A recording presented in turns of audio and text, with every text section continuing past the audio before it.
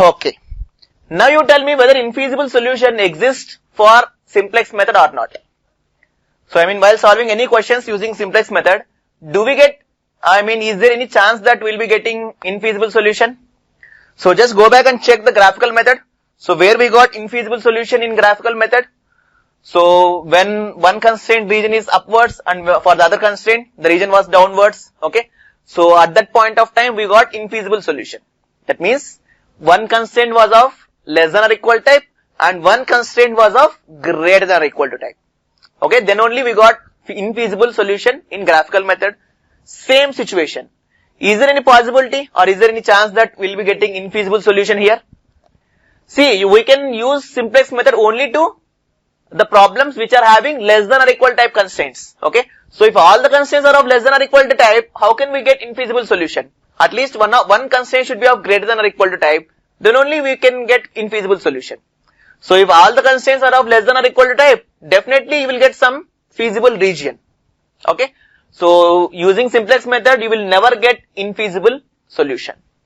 Okay, because all the constraints are of less than or equal to type, so definitely we will get some feasible region. Okay, so both slack variables not possible. Okay, Kaushik, you are saying they should have only less than or equal type. Fine.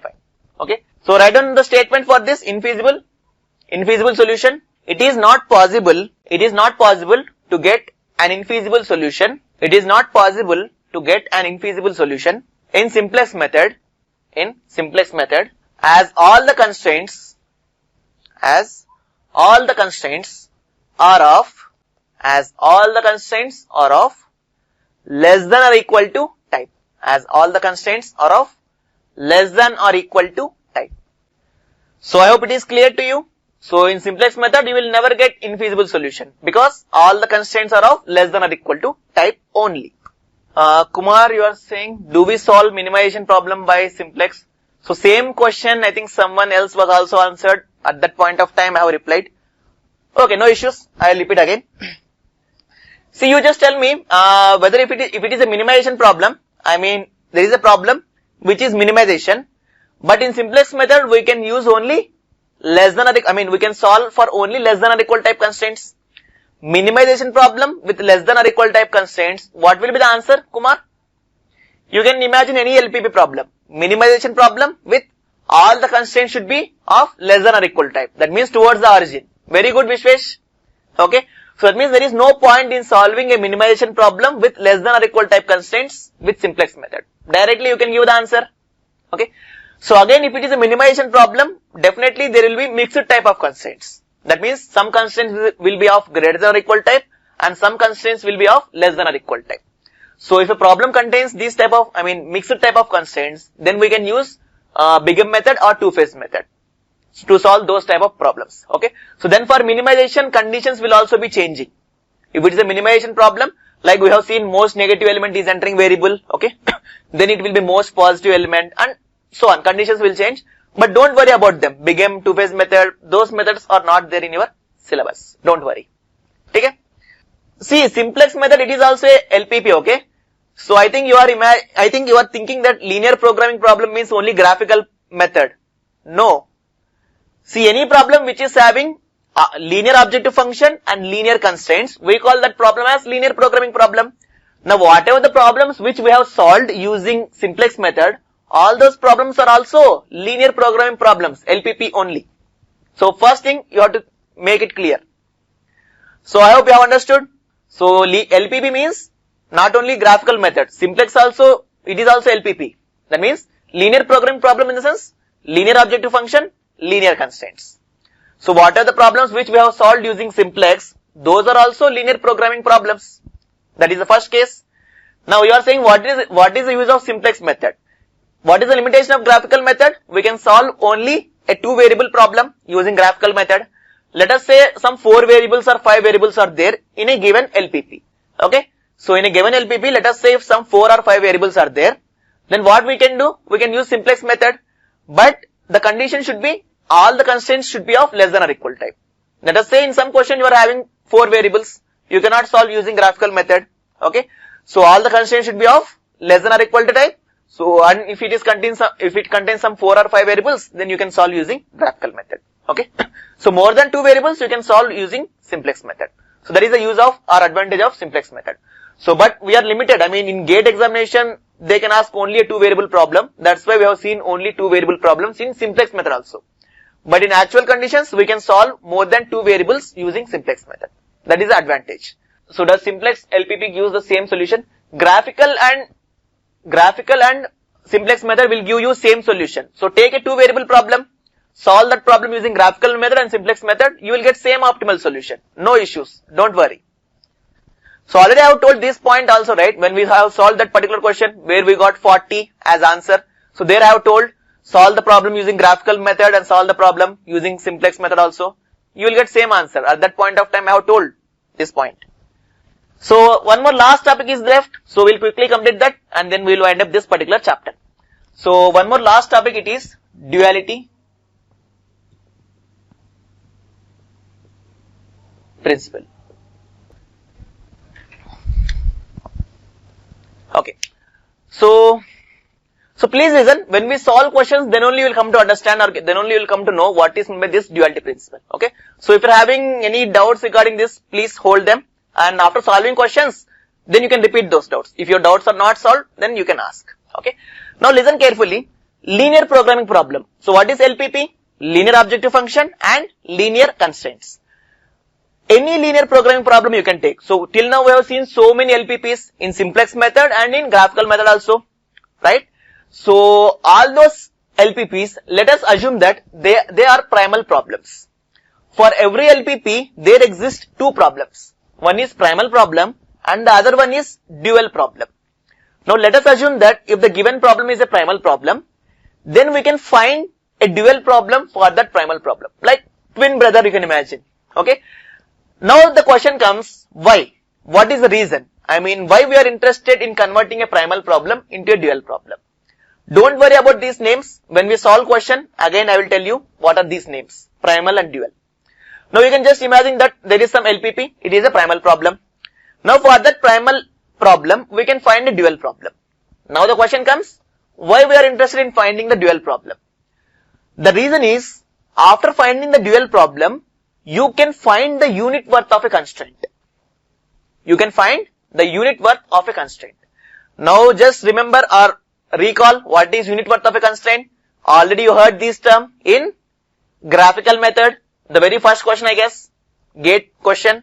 So where we found the unit worth of the constraint. So unit worth of first constraint, unit worth of second constraint, remember? So there was a redundant constraint, so unit worth was 0, remember? Just try to recall those things. So using graphical method also you can find the unit worth of a constraint. There is one more method which is known as duality principle. So using this principle also you can find the unit worth of a constraint. That is the reason why we are studying this duality principle. So in graphical method how we found the unit worth? So just increase the RHS value by 1 unit and then redraw the graph and find out what is the difference in the Z value. That is your unit worth. Yes or no? Now here the procedure is different, okay? So in duality principle again we are interested in finding the unit worth of a constraint. Unit worth, dual price or shadow price, all these terms are same. So what was the application of this unit worth? See, as a manufacturer you might be interested in knowing that if I increase my resource, what will happen to my profit? That definitely you might be interested in knowing these things, okay? So this is what we are finding using unit worth or duality principle also. Now we are having some rules, okay, to convert a primal problem into a dual problem. We are having some rules, okay? So again you are having proofs for that rules also, but it is not required for the GATE examination. So those are very lengthy proofs, okay? So don't worry about those proofs. So maybe if at all you are getting a question in GATE examination, they will just ask you to convert a primal problem into a dual problem. They will never ask you to find out the unit worth also, because if they ask you to find out the unit worth, it becomes a very lengthy question like conventional type of question. So they will never ask that also. We will see, there is only one GATE question regarding this, that we will see. So we will see some practice questions also. Okay, so I am just writing those rules. So write down some points for this. The purpose of converting a primal problem into a dual problem, the purpose of converting a primal problem into a dual problem is to find the unit worth of the constraint. The purpose of converting a primal problem into a dual problem is to find the unit worth of the constraint. So second point, write down second point. The primal problem cannot be converted into a dual problem. The primal problem cannot be converted into a dual problem if it contains mixed type of constraints. The primal problem cannot be converted into a dual problem if it contains mixed type of constraints. What do you mean by mixed type of constraints? That means if a problem contains both less than or equal to type and greater than or equal to type constraints, then we call it as mixed type of constraints. So next point. So I hope everyone is following, right? Next point. For a maximization problem, all the constraints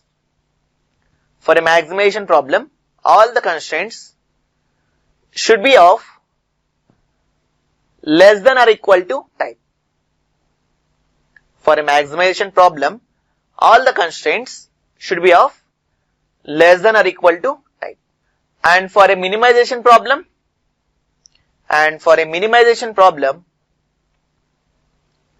all the constraints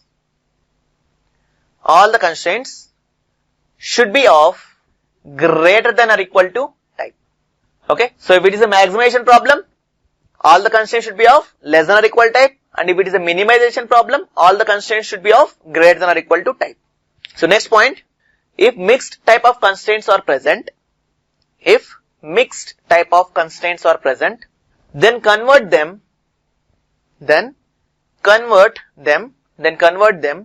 into a single type, by multiplying with negative sign on both sides.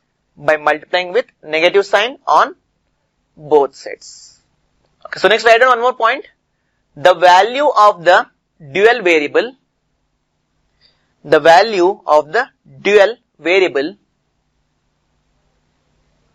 is the unit worth of the constraint. The value of the dual variable is the unit worth of the constraint. Okay. So now I am just writing some conditions, okay. So in the sense how to convert a primal problem into a dual problem. So conditions I am writing, or else you can say rules also. So don't worry about the derivations of these rules again, okay. Not important for GATE examination, very lengthy derivations. So if your primal problem, if it is a maximization problem, then dual problem will be a minimization problem. So vice versa, if your primal problem is minimization, then your dual problem will be a maximization problem. So copy these rules along with me, then I will explain using a question how these rules we are using. So if your primal problem is having greater than or equal type constraints, they will become less than or equal type here. And if it is having less than or equal type constraints here, it will become greater than or equal type constraints here. And the number of constraints in the primal problem will become the number of dual variables. Okay. So dual variables in the sense, the decision variables in the dual problem, we call them as dual variables. So and vice versa, the number of decision variables here will become number of constraints here. So the coefficients of objective function, will become the RHS values of the constraints, and the RHS values of the constraints here will become coefficients of the objective. So please copy these rules. So when we solve a question, then you will come to know, okay. So what are these rules? I mean, how to apply them? Everything will be clear, okay. So please just copy these rules and go through them once. So what do you mean by dual variable?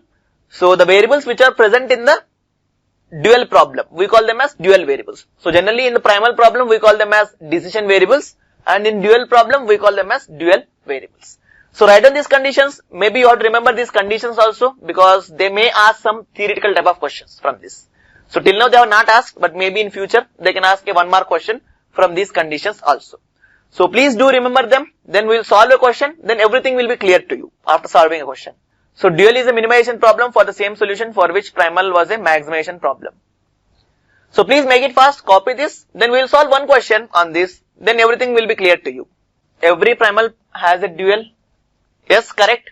So every primal problem will be having a dual problem, right, Kumar? So for every primal problem, there exists a dual problem.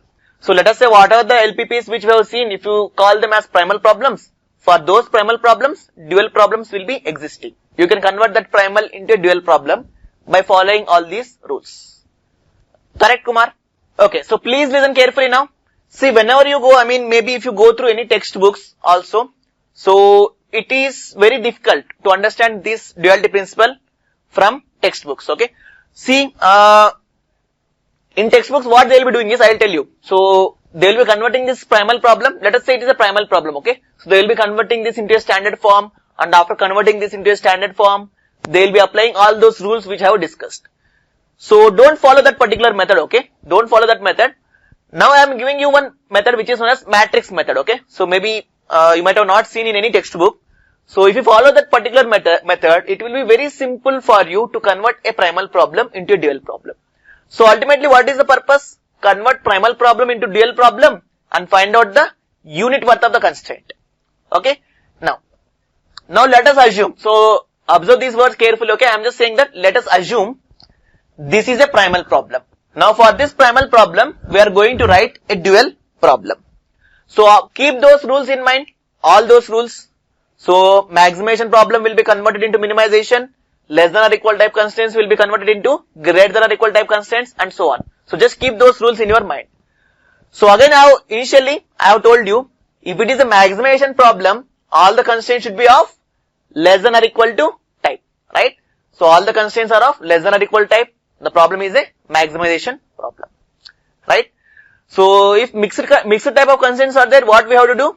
We have to multiply the constraint with negative sign on both sides, and then we have to convert them into a single type of constraints. Now I am just writing these constraints in a matrix form. In the sense, observe this carefully. 2, 1, 2, 2, 1, 2, 2, 1, 2, and 1, 1, 1. So here you will be having 50, 30.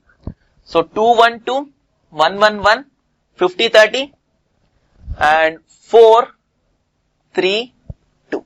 So again it is your primal problem, right? It is a primal problem. Let us assume it is a primal problem. Now what we have to do is, we have to convert this primal problem into a dual problem. So to convert this primal problem into a dual problem, no need to remember any rules. What are the rules which you have seen? No need to remember them, okay? But maybe they can ask in theoretical type of questions, that's why you have to remember.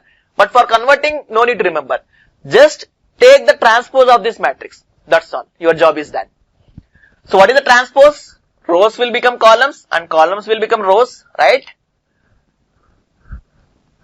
So 2, 1, 2 and 1, 1, 1. I just have taken the transpose of this matrix. So take down these variables also here. These elements 4, 3, 2. So this will be 50 and 30. Now from here we can write this primal problem. Similarly, write down the dual problem from this particular matrix. So let us assume that already I have told you.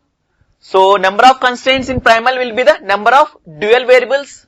Let us say the dual variable corresponding to this is y1, and for this it is y2. Now it is a maximization problem. So this will become a minimization problem. Let us say minimize w is equal to 50 y1 plus 30 y2.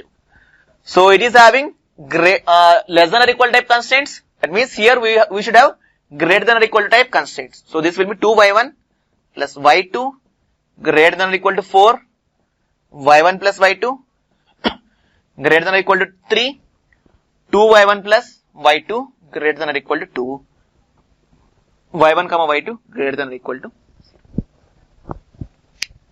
This is your dual problem.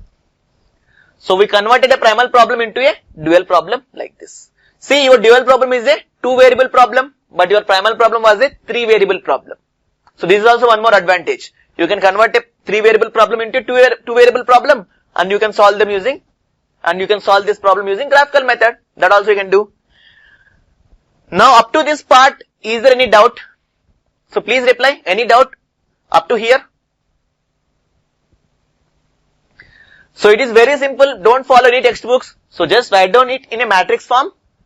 Take the transpose of the matrix. Write down like this. Now coming to the purpose, okay. What was our purpose? You may get redundant constraint, Kumar. That doesn't matter, okay. So maybe this one, I guess. Okay, this one. 2y1 plus y2, this one. Okay, don't worry much about this. So just think about how to convert a primal into a dual. That's all. Okay. So correct, whatever you said, it is correct, Kumar. Now what was our purpose? So convert primal problem into a dual problem to find the unit worth of the constraint. Unit worth of the constraint. Now how can we find unit worth of the constraint? Look at these variables. So these are your dual variables. Okay. Now how can we solve this problem? Solve this problem using graphical method, because we are having only 2 variables. Okay. So after solving this problem, you can find values for y1 and y2. Now this y1 and y2 are your unit worth of the constraints. So y1 is the unit worth of first constraint, y2 is the unit worth of second constraint. So if you remember graphical method, we found 1500, 0, those were our unit worths. So you can use this method also, and you can find out the unit worth of a constraint. Okay. So y1 comma y2 are unit worth of first and second constraints. So our ultimate aim was to find out the unit worths. You can find out the unit worths after solving this particular question using maybe graphical method. So but in the GATE examination, they will not ask these type of questions. In the sense, it will become lengthy, right? So they will just ask you to convert a primal problem into a dual problem. So Kumar, you are saying solution of the dual problem is the unit worth of the primal constraints, right? So I have already written here, y1 and y2 are the unit worth of the first and second constraints. So how you will be getting y1, y2 values after solving this question?